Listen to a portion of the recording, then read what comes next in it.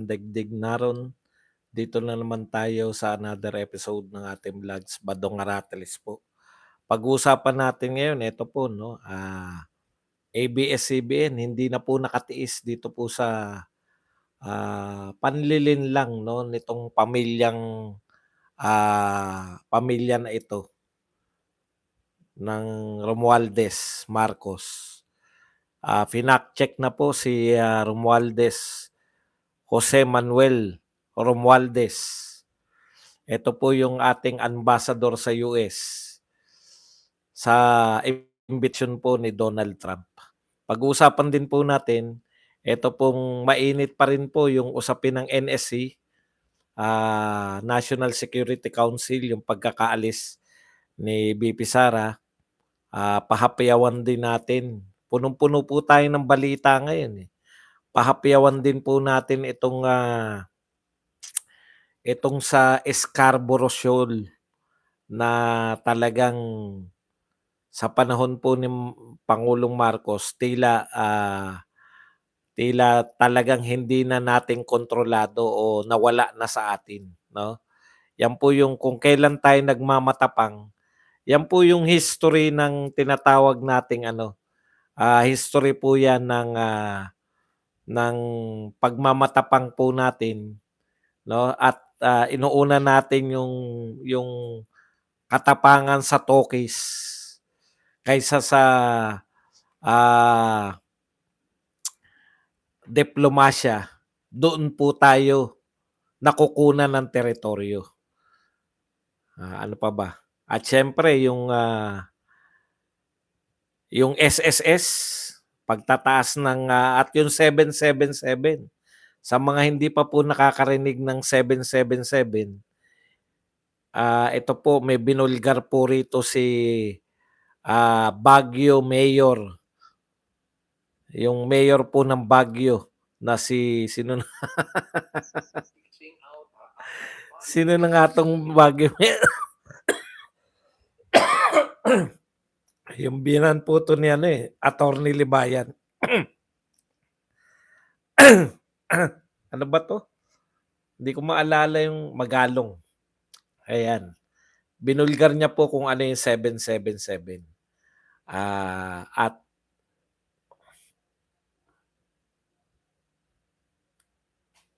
yung paggamit, yung AKAP po, no, yung implementasyon po ng AKAP, sinagot po yan ng DSWD, bakit hindi pwedeng ipagpaliban? Okay, meron na po tayong bowler. Sa mga kandidato po ni Duterte, baka gusto nyo mamigay, maisuot natin si number 52, Pastor Kibuloy pa lang ang narito. Tsaka kalendaryo, ayan. Wala tayong magagawa siya pa lang. Susuot natin. Binigyan din ako ng t-shirt kaso hindi kasya. Hamo kalendaryo ni Pastor. Maganda, ang sarap kausap ni Pastor, no.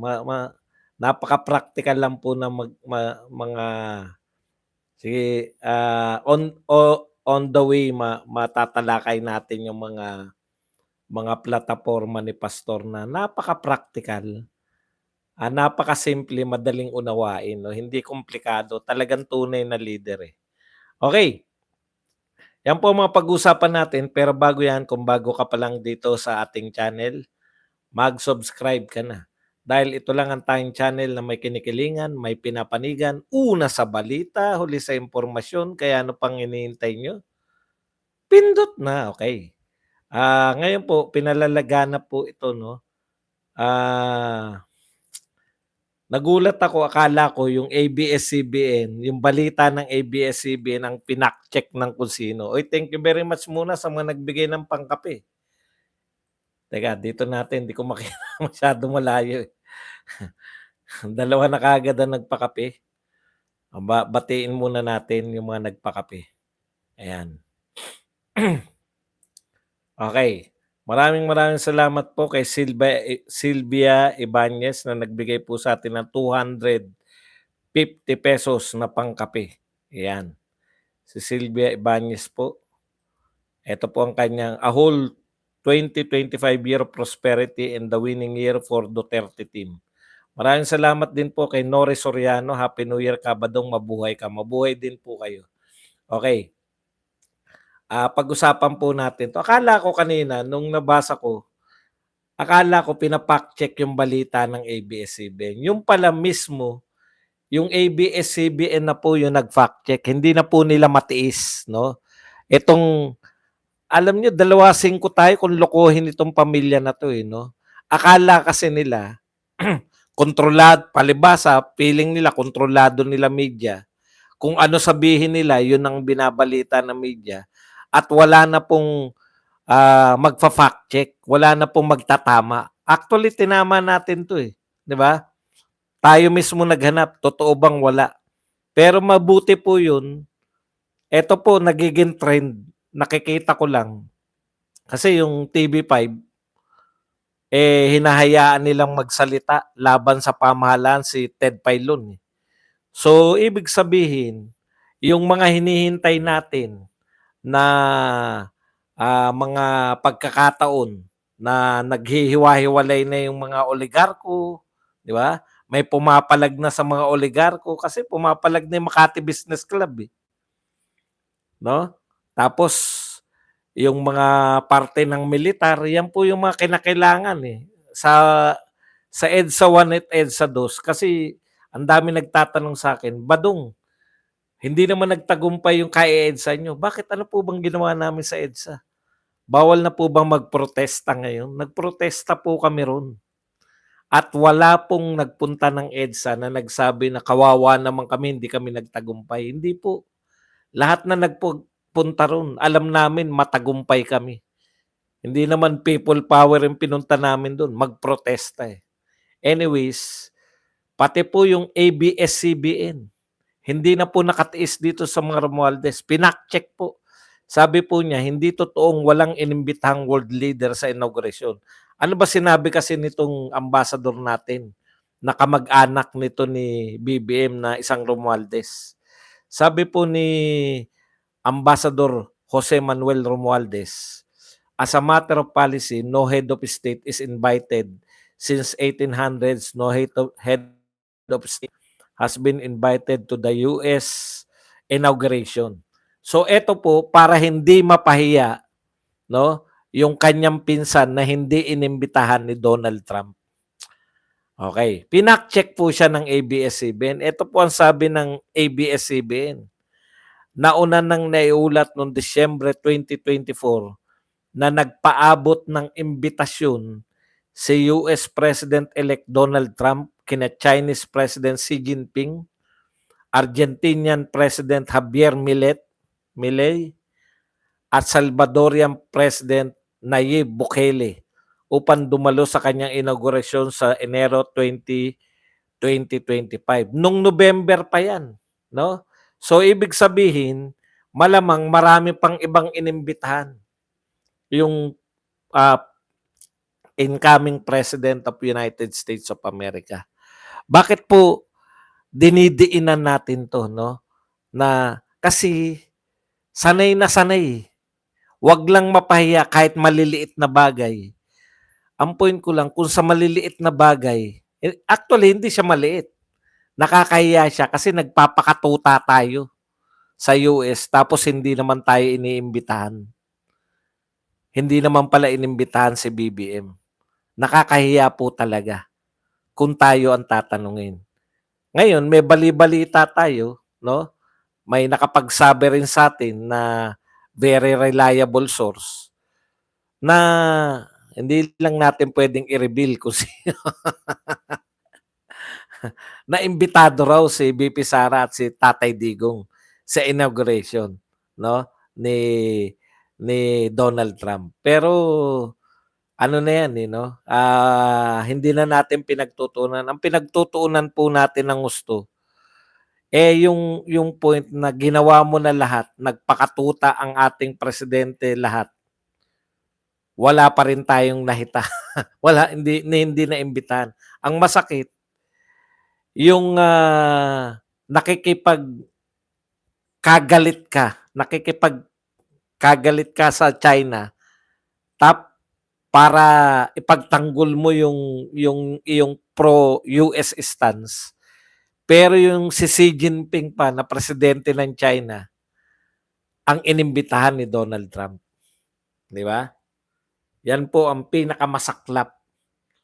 Ay baka sabihin, "O hintayin niyo na lang mga DDS, hintayin niyo lang mga Duterte supporter at tinitiyak namin na iimbitahan 'yan." Kasi po si Tatay Digong inimbitahan po sa White House, eh. Hindi hindi, parang hindi pala sa inauguration inimbitahan kundi nung presidente na si Donald Trump inimbitahan niya si Tatay Digong. Ngayon ang tanong, iimbitahan ba si BBM? Titignan po natin, 'no? Titignan po natin. Speaking of foreign relations, alam po ninyo, sabi ko nga kanina, kung kailan tayo nagmamatapang laban sa China tsaka tayo nakukunan ng teritoryo. Ngayon po baka hindi na ibabalita dahil, alam niyo naman hindi masyadong, popular 'tong balita na 'to. Yung China po nagpapatrolya na ngayon sa Scarborough o sa Panatag Shoal. Yan po nung binalita yan ni hindi si Ed Linggau, si Bobby Tiglao. Magkatunog kasi. Nung binalita po yan ni Bobby Tiglao na nakuha na ng China yung Panatag Shoal o yung Scarborough Shoal. Pero siyempre may tawag diyan yung China. Sinasabihan si ano 'no, si Bobby Tiglao na wala ka namang ebidensya. Ngayon po, umaangal tayo dahil nagpapatrolya na po sa dagat diyan sa Scarborough Shoal ay China Coast Guard. Na dating hindi naman nila dati kasi parang ano yan, eh, panahon ni Tatay Digong bukas yan sa lahat, sa Vietnamese, sa, Philippine at saka sa Chinese, fisherman. May kalayaan lahat na gamitin yang, ano na yan, lugar na yan. Pero ngayon po, inaangkin na po ng China na kanila yang Scarborough Shoal. Ang problema, papaano yan? Papaano tayo magre-react? Yun yung masakit kasi ang tindi ng pagkampi natin sa US, eh. Ang tindi nung pagbangga natin sa China, eh.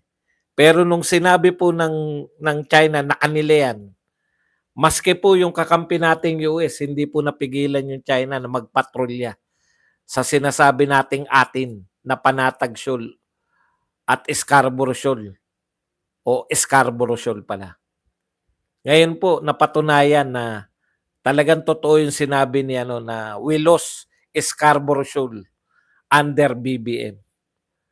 So, ang point po hindi po sa patapangan 'yan, eh. Ang laro po sa foreign relations hindi po patapangan ng salita, 'no? Talagang diplomasya. Panahon po ni Duterte wala po nakuha sa atin. Pero panahon po ng matatapang yung mga presidente natin sa dakdakan, panahon ni Pinoy, ang tapang natin pag sa China at panahon po ni BBM, doon po tayo nakukunan ng teritoryo.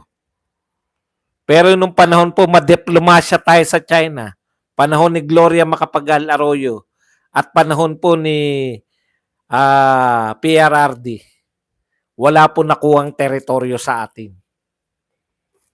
Para lang po sa kaalaman ng lahat. Okay, punta po tayo dito. Mainit pa rin itong pong pinag-uusapan, no? Itong pagtatanggal. Gusto lang po natin mag-react dito po sa sinasabi. Hindi po natin masyado na pagtuunan ng pansin to. Yung sinabi po nito ni Bersamin. Ito po. At pinangkakantsaw po ng mga BBM supporter. Ito po ang sinabi, no? At the moment, the BP is not considered relevant to the responsibilities of the membership in the NSC. Ito po, hindi lang po to, alam nyo kayong mga, kayong mga ano, mga anti-Duterte, no? Huwag nyo pong ikatuwa yan. Dahil ikapapahamak po ng bansa natin yan. Eh. tandaan po natin, ano man ang mangyari kaya po tayo nag-e-elect ng Vice President, dahil ano man ang mangyari sa presidente, Vice President po ang hahalili. Ang pinag-uusapan po diyan, 'no, ang pinag-uusapan po diyan sa National Security Council, kung yung mga security threat, yung mga plano po para sa seguridad ng bansa. Papaano na lang, 'no, kahit na sa anumang kaparaanan na wala po ang kakayahan ng pangulo na maging mamuno,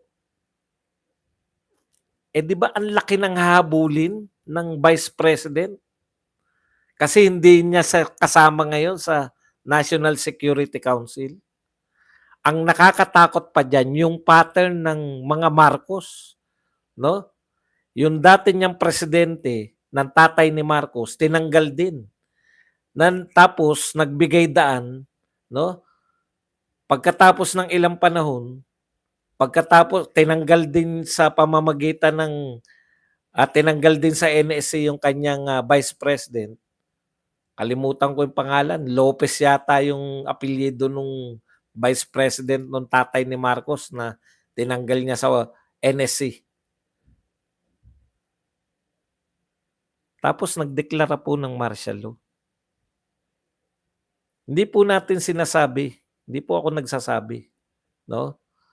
Pero nagsasabi po niyan si Vic Rodriguez na tila, baka mauwi Fernando Lopez, na baka mauwi na naman 'to, 'no? Yung, yung pagtatanggal na 'to. Tsaka hindi lang po, 'no? Alam niyo ang ganda po ng hindi si Lopez po, Tolentino. Hindi po naging Vice President si Tolentino, eh. Okey. Natawa ako kay Tolentino. So, balikan ko lang po yung pinupunto ko, 'no. Eto po ba, ang dami po kasi nagtatanong, yung pattern tsaka katunog pa, 'di ba? Executive Order 81. Samantalang yung martial law 1081 yata yun, 'no? Parang parang ayaw man namin isipin. Tapos etong mga nangyari kasi siga, eh. Napakasiga po ang mga deklarasyon, 'no? Parang, "O ano ngayon, may magagawa ba kayo? Tinanggal namin si VP Sara, may magagawa ba kayo?" Ano ko lang 'no, na na dumalaw kasi kami kay pastor. Tinignan lang namin yung kalagayan niya. Siyempre, hindi naman tayo magkukuwento kung anong mga nakita natin dun. Yung mga sinabi niya lang na mga puwedeng gawin 'no. Si pastor bilib ka, eh. Nakakabilib po yung mga tao 'no, yung nakakulong ka na't lahat pero yung iniisip mo yung kapakanan pa rin ng ano 'no. Pasensya na kayo, dati kasi hindi kasi ko hindi ko pa nami-meet si pastor, first time ko na-meet. Pastor Kibuloy po yung sinasabi ko. First time ko po, 'no. Talagang ano pala 'no, very supportive sila ni Marcoleta. Ako si Marcoleta talaga kandidato ko na 'yan, bago bago ko na-meet si pastor, eh. Talaga palang may ano sila ni Marcoleta 'no, gusto talaga nilang manalo yung magsuportahan silang dalawa. Sabi ko ang galing naman ng lineup ng mga utak namin. 'Di ba matagal na natin si Marcoleta, eh. Pero nakakatuwa po, very practical ang sinasabi niya, yun yung sinasabi natin dito, eh. Kaya lang may nakausap siya yung mga train system, dun ako bilib na bilib, eh.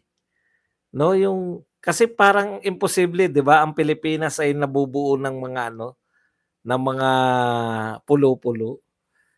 Pero nakikipag-usap po siya sa mga engineer ng China. Sabi niya kaya bang gawin ng China na pagdugtong-dugtungin sa train system yung Pilipinas, mula Apari hanggang Hulo? Putya, sabi ni pastor pinakitaan daw siya ng pinakitaan siya ng mapa ng China. Nakita mo ba 'tong mapa ng China, pastor? Eto lang kayong Pilipinas, oh, gamong-gulo yung Pilipinas kumpara sa China, eh. Kung nagawa nilang pagdugtong-dugtungin yung China ng train system, kaya din namin gawin 'yan, maliit na bagay lang 'yan.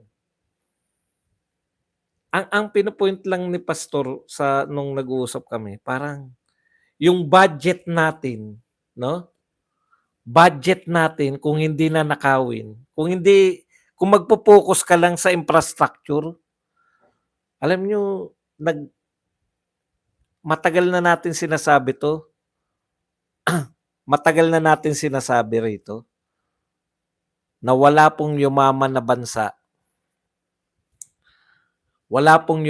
bansa na hindi nag-invest sa infrastructure. Pero kay pastor kasi, nakakausap niya kasi yung mga engineers, nakakausap niya, nakakapaglakbay kasi siya, eh. Alam niyo totoo yun, 'pag naglakbay kayo sa ibang bansa, makikita niyo po yung pagkakaiba ng mga infrastructure natin, lalo na po yung mga train system kahit sa Hong Kong lang. Makikita niyo po ang layo-layo natin, eh, 'no? Ang layo-layo talaga natin. Kayang-kaya po, eh. Kaya po talaga ng technology. 'Yun lang po 'no. Kaya nga sabi ko nga, panahon ni Duterte ano na tayo, eh, friends to all enemies to na tayo, eh. Bumalik na naman tayo na kaaway na naman natin yung China. Eh, sa totoo lang po, naging interesado nga ako, eh, yung sinasabi ni pastor na yung Africa halos lahat yan China na nag yung Belt Road Infrastructure o infra. Sabi ko, sayang 'no, dun na tayo patungo, eh. Si Duterte naman hindi naman po kasi ang pangit kasi pakinggan na pro-China kasi kayo. Tinatali niyo tayo ro'n. Si Duterte kaibigan niya si Donald Trump, eh. China ba si Donald Trump? Sana, sa totoo po, sana yung mga praktikal po katulad ni Donald Trump, negosyo lang, hanap buhay lang, pagkita lang. Kaya ako mas gusto ko si Donald Trump, eh. Negosyante 'yan, kumikita 'yan, 'di ba? Totoo 'yun. Pero mas gusto ni Donald Trump yung peace. Bakit? Eh, negosyo niya ano, eh. Ano ba negosyo ni Donald Trump? Hotel, anong tawag diyan, yung mga ano siya 'di ba, real property, 'di ba? Lupa, tatayuan niya ng mga naglalakihang hotel. Kailan po magbo-boom 'yun? Kaya okey ako kay Donald Trump, eh, tuwang-tuwa ako kay Donald Trump, talaga. Hindi po dahil sa ako'y Amerikano 'yan, kaya mali po 'yung sinasabi niyo na 'pag Duterte, pro-China ka lang, anti-US, kalokohan po 'yun. Si Duterte po talagang gusto niya talaga umunlad na 'yung bansa. Yung mga utak na ganito, Duterte, itong si Pastor Kibuloy, kung ganyang mga utak sana meron tayo, VP Sara, yung marunong mamuno. Kaya nakakabilib talaga si ano, si Pangulong Duterte. Kita niyo naman, real estate kasi si Donald Trump, eh. At ang real estate nagbo-boom 'yan sa mapayapang mundo. Yung mga ibang presidente kasi ng US, kumikita sila sa digmaan, eh. Dun sila nakakontrata, eh. Kita mo, ang katambal ni Donald Trump, si Elon Musk na Tesla, 'di ba? Hindi po tayo hindi po tayo tumatakbo, eh. Anyways, nagugustuhan ko yung mga very practical. Yun na rin kasi sinasabi natin, eh, nagkaka-align-align, na-align. 'Di ba 500 billion, alam niyo po, tinanong tin nag-rough estimate sila si Pastor Kibuloy magkano yung train system na magkokonek-konekta. More or less, ang binanggit ni pastor parang $10 billion. Eh, sabi ko yun yung ano, yun yung presyo ng ayuda natin. Kung yung ayuda natin talagang ginamit natin sa infrastructure, talagang trabaho talaga 'no, trabaho talaga. Okey, punta na po tayo dito sa na-share ko lang, natuwa ako. Kaya biglang napasuot ako nito, eh. Number 52. Yung mga iba po siyempre putya hindi makikita alangan naman mayat-mayain ko kayo. Suportahan din po natin siyempre si Marcoleta, magka-tandem talaga. Gusto ko si Marcoleta kasi yung batas naman, 'no, nakita niyo naman yung kaalaman niya sa batas. Tapos magsusuportahan 'yan 'no, pagdating sa January 13, 'no, mukhang tuloy na talaga. Eh, talagang ako hindi man ako iglesia, pero kung ako po naririnig ng mga pamunuan ng iglesia, sana po ituloy niyo. Kasi tignan niyo, ayaw talaga, ayaw talaga ng, Kongreso na tantanan si VP Sara. Talagang isasampa nila yung, impeachment. Kaya lang sabi ko nga kakaiba 'no, nag-iipon sila ng marami. Dati kasi 'pag may kung sino yung nauna isasalang na, 'pag, walang form and substance, reject, tapos. Next year na uli. Eh, eto ayaw i-submit, eh. Talagang tinitignan, alam niyo kung dalawa yung tantiya ko diyan, eh, kaya hindi nila pa pinag-uusapan 'yan. Una, walang numero, 'di ba? 103 kung meron 'yan, pasok na 'yan. Ikalawa, mukhang matatalo talaga sila, wala talagang matibay, eh. Kung Duterte ka, mas gusto ng mga Duterte supporter na ituloy yung impeachment kasi puwede mong ipagtanggol ang sarili mo, eh, 'di ba? Unlike sa kontrolado nila 'pag yung ano lang, sa Congress lang, eh, tanungan portion lang. Mas gusto natin yun, yung may kakayahan ka na magtanggol. Anyways, punta po tayo sa iba pa 'no. Ito po si Magalong. Ito first time ko 'no, 777. Sabi ni Magalong, grabe talaga 'tong ano 'no, grabe 'tong Congress, etong House of Representative. 'Pag namigay daw ng pera akala mo kanila, eh, tapos balon talaga, parang walang katapusan. 'Di ba yung pamimigay? Eto binulgar ni Mayor Magalong ng Baguio, meron pong 777. Kaya pala atin ng atin ayon kay Magalong itong mga congressman, 'pag umattend ka pala diyan sa mga ano 'yan, Bagong Pilipinas Caravan ba, hindi ko alam kung anong tawag diyan, eh, yung pamimigay nila, 'no?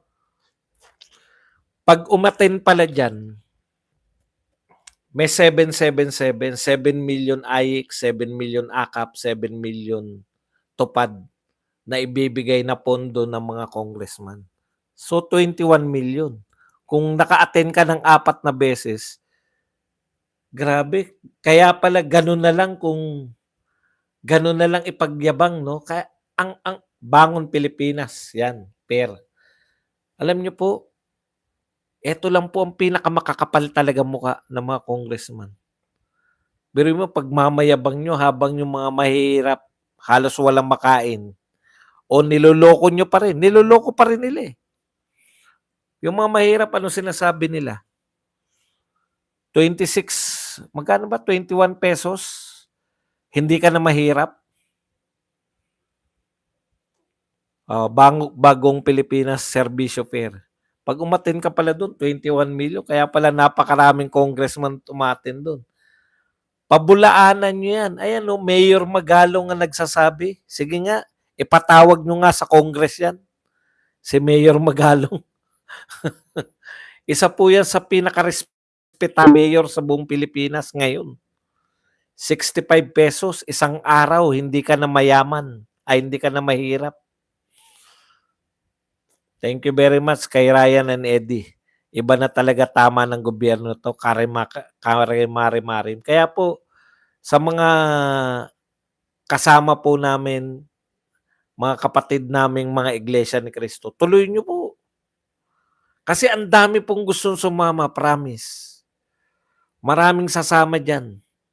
Hindi lang yung grupo niyo. Kaya lang siyempre kayo pinaka-organize, eh. Para 'pag nakita po na milyon-milyon yung mga nag-rally, makakapag-isip na po yung mga naghihintay po ng mga nasa ledgi-ledgi. Makaka pag-iisipan mo talaga, eh. Eto pa po, mabuti naman. Eto po kahit po kalaban natin 'to sila Nery Colmenares, wala kang magagawa sila yung ano, eh. Eto sabi ni Nery Colmenares, ang kapal ng mukha ng SSS na magtaas ng contribution rate habang hindi pa nga naibibigay ang pangakong dagdag pensyon. SSS is just like PhilHealth which is obsessed with its funds rather than benefits of its members. The SSS should focus first on improving its collection efficiency and reducing unnecessary expenses before implementing any rate increases. Yan po ang pahayag ni Nery Colmenares ngayon. Talaga po ang kakapal na mukha nyo. Pero mas makapal po yung mga BBM supporter. Alam niyo po kung bakit? Isinisisi po nila yung pagtataas ng SSS ngayong 2025 kay Duterte na presidente from 2016 to 2022. Wala na talaga wala na po sa hulog maski po yung mga supporter, no? Si Duterte daw 'yan. Kay Duterte raw batas 'yan. Si Duterte daw pumirma ng batas. Alam niyo po, yung batas po na eto, eto nakakatawa sila, eh. Yung composition ng NSC binago ni Marcos, eh. Hindi, nasa pinirmahan daw ni Duterte na batas. Sa mga nagtataka, no? Pumirma daw ng batas na taon-taon daw mag-i-increase yung contribution yung SSS. Alam niyo nung panahon ni Duterte, nung pinirmahan ni Duterte yan, paunlad ang Pilipinas. Kumikita tayo, may maraming pumapasok na foreign investment, no? Kumikita yung bansa natin, papunta po tayo sa payaman po ang Pilipinas. 'Pag mayaman po ang Pilipinas, okay lang yung magtaas ka. Pero adjustable po 'yan, depende po sa pangulo 'yan. Hindi niyo po puwede 'pag masama epekto isisisi niyo kay Duterte, yung NSC nga, eh. Executive order lang natanggal si VP Sara tsaka yung mga dating presidente. Puwedeng gawin, eh. Si Duterte nung panahon ng pandemya, hindi niya pinatupad yang batas na 'yan. Hindi niya pinatupad yung batas na 'yan nung panahon ng pandemya.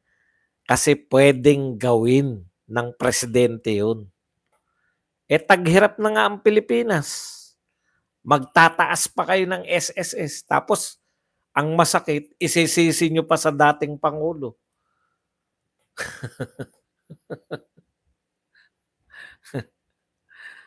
Eto po ang nakakatawa. Alam niyo, wala na talaga sa hulog din pati 'tong DSWD, 'no? Sabi nitong DSWD, si Gatchalian, tinanong siya, 'no? Kasi may panukala si ano, eh, para hindi magamit yung AKAP at iba pang mga ayuda, puwede ba i-suspend niyo 'pag election period? Puwede, 'di ba? Kung tayo mag-isip, puwede bang mag-suspend sa election period? Ang danger lang naman niyan yung fresh pa, eh. Kasi ako ganito, 'no, proud I am Sir Buds. Teka basahin natin yung sa INC. Handang-handa na po kami sa January 13. Thank you very much po. Okey. Opo, sumama po kayo, nag-imbita po yung iglesia. Ako sasama, eh. pumayag yung ano, COMELEC, walang ban, eh. Kaya lang, DSWD sabi niyo kayo may control, eh, 'di ba? Sila daw yung may control ng pamimigay ng akap. Ang tanong ko lang, bakit may mga politiko sa bigayan ng akap? Kasi ang alam namin yung 4 piece walang politiko, eh. Bakit? Direkta sa ATM, eh. Nakapila lang. Nung ako po ay nasa gobyerno, land bank kasi yan, eh. Kaya yun sa'min sa land bank Tungko, mautak yung land bank, eh. Dalawa po pila. Kasi mabubwisit yung mga magwi-withdraw sa land bank kung pipila dun sa ano. So, yung dalawang ATM, yung isa exclusive para sa mga 4 piece. Ang galing ng ginawa, eh. Yung isa walang pila, pero dapat hindi ka 4 piece. May bantay dun. Ano ano ka, 4 piece po, o dun ng pila. Kayo po, hindi magwi-withdraw lang ako ng ano, sweldo ko. Sweldo ko sa DepEd, dito po kayo.